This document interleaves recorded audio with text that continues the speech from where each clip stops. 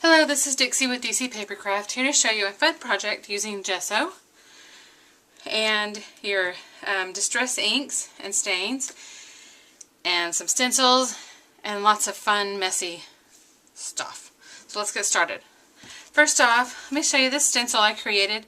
I cut it out on my silhouette and it's paper, and then I gave it a good coating on both sides with Mod Podge just to help it be more water resistant. And this has been used, 5, 6, 7 times. Still holding out pretty good. I did cut it with the thickest cardstock I had. Maybe that helps. I'm going to lay it down on my tag. Actually, I'm going to move that out of the way for just a moment. And I'm going to make my gesso. And I want to make it, I don't want it to be bright white, so I'm going to add some color. I'm just going to use some distressed ink, weathered wood, and I am going to press it really good into my pad here. Onto my mat. And then I'm just going to, add the gesso right on top. I'm just going to use a palette knife, and I'm going to mix in all that color. Just going for something slightly gray, which weathered wood is great for that. Alright, so you can see it's not dramatic. And then I'm going to lay out my stencil. And because my stencil has flat edges, I'm going to try to leave a rough edge so it looks kind of like a broken wall. I'm going to have to do that one all by myself.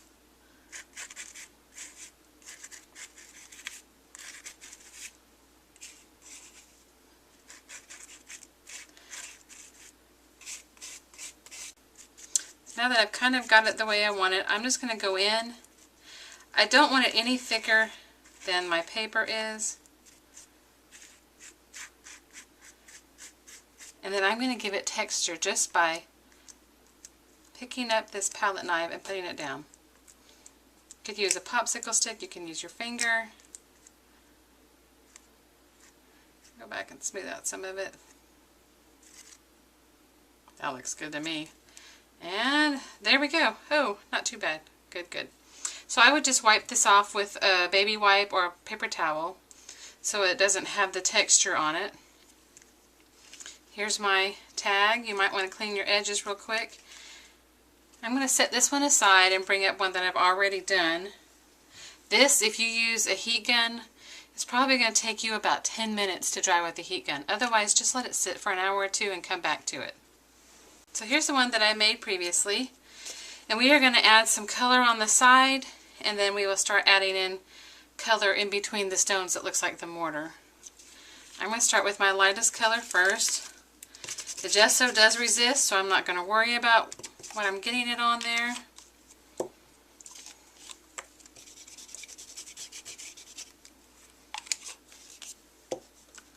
So I'm using mustard seed and picked raspberry and peacock feathers, just because they're pretty and I like those colors. Let's add a little bit of water. You see the water makes the stain come right off of the gesso. Helps it blend. And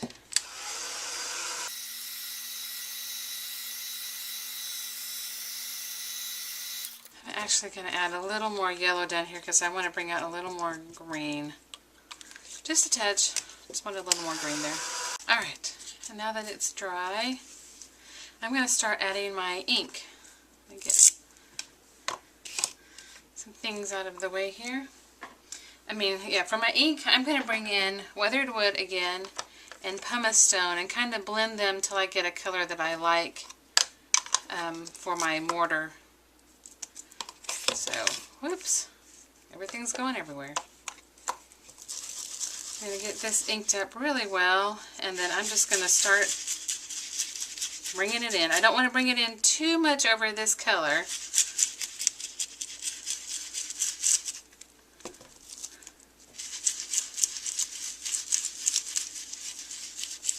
But I am moving in circles because I want it to get in all the way around. I want to get right up next to these bricks.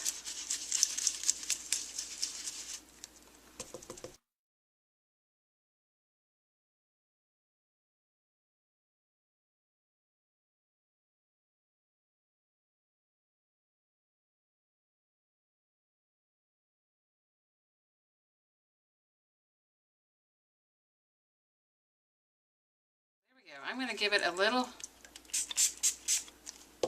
bit of a squirt here. I like this color in here, but I know it's not going to stay, so I'm just going to rub it off. But I can give it permanent color if I bring in one more distress product. Which one's missing? Distress paint. Okay, so I'm going to bring in walnut stain distress paint, and I'm just going to put a little bit on.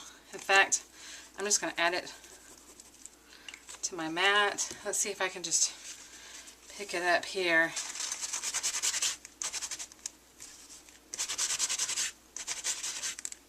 Don't worry, this isn't all going to stay on there. So what I'm going to do is take a clean side, spray the towel with water, and start to remove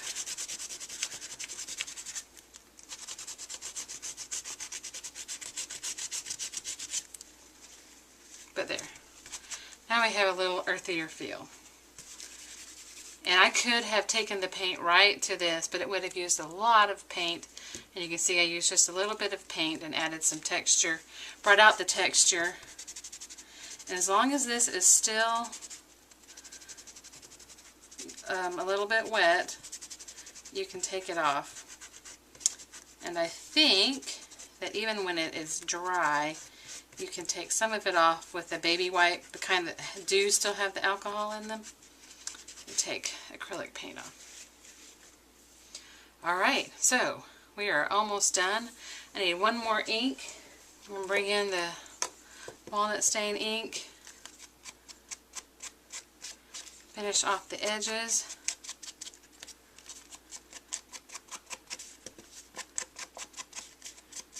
See how it just ties everything together to finish off that edge. And we are going to start to make it pretty. What I'm going to do is I'm going to bring in a couple of flowers here. I think I'm going to stick with the pinks and the white. I'm going to use my Tim Holtz scissors and just clip these off right at the edge there. Right at the top.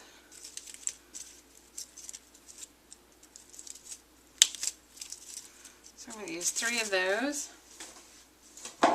I have some leaves that were cut with a steel rule die. I'm sorry, I don't know which one it was. I'm so sorry. I borrowed it from a friend so that I could do this with a class. And I'm just going to show you how I would build this and not take the time to glue it all down. But we are just going to add, maybe add this one a little further in. I really want the leaves to not be draping too far, but you can do what you would like, what feels good to you. I'm going to add the polka dot side over here. And then, and one last touch, I'm going to add a little butterfly in. This is made out of that Crafter's Clay by Martha Stewart, and it's finished. And this you could, let me show you. You can dye this with almost anything. It takes ink really well. So there's our butterfly. So this is seam binding, and I'm going to make it match my tag. I'm not going to have the colors touch. I think actually I'll stop with that. But what I am going to do is just spray it. Dab some of the water out of it, which is also crinkling it really good. And then dry it.